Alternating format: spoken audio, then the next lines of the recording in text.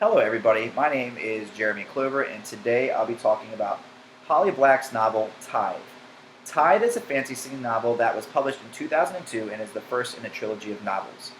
The second title in the trilogy is Valiant and the third title in the trilogy is Ironside. Unfortunately, Tithe has never won an award, but it was nominated for the Mythopoeic Award in Fantasy for Children's Literature. What this means is that it creates its own mythology within the confines of the novel, and Holly Black does a wonderful job with that. So without further ado, let's find out just how wonderful this novel is.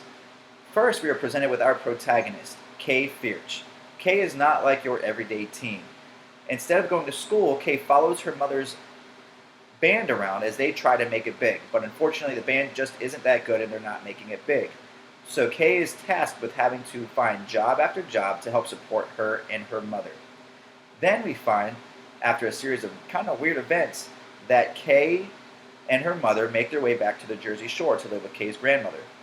Once back at the Jersey Shore, Kay runs into some of her old friends like Janice.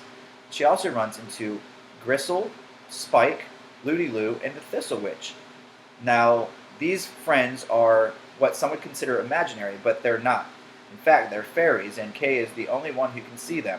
And there's a reason for that, and I'm going to let you in a little secret. Kay's also a fairy, but she doesn't know it. All of her friends know it, and they're not telling her, which kind of leads you to think some things may not be on the up and up. So after her friends come and gather her, they let her know that there are some major happenings going on in the fairy land. There are three sections in the fairies. You have the Seelie, who are the good fairies, the Unseelie, who are the bad fairies, and then you have the untethered fairies, which is like what Kay's friends are, and what Kay is as well. So Kay's friends let her know that there's a major plan to overthrow the queen of the Unseelie, the bad fairies, and that she's the cornerstone of this entire plan. She is tasked with having to essentially sacrifice herself to free everybody else under the rule of the fairies. They don't want to be ruled any longer, and who can blame them, you know? Nobody wants to be ruled. So Kay is sent on her mission, and she runs into a series of other fairies. We find Royben, the Knight of the Unseelie, who is not all he's cracked up to be. In fact, he is not as bad as he claims to be. We find the Kelpie, who is a horse who lives in the water and loves nothing more than to torture and kill human beings. Now, these creatures, the untethered, are ruled by rules of the queens of the Seelie and the Unseelie, and they don't want to be ruled anymore. They want to take it upon themselves to do what they want. You see, the mortal world does not even realize that fairies exist, but the fairies know about the mortals.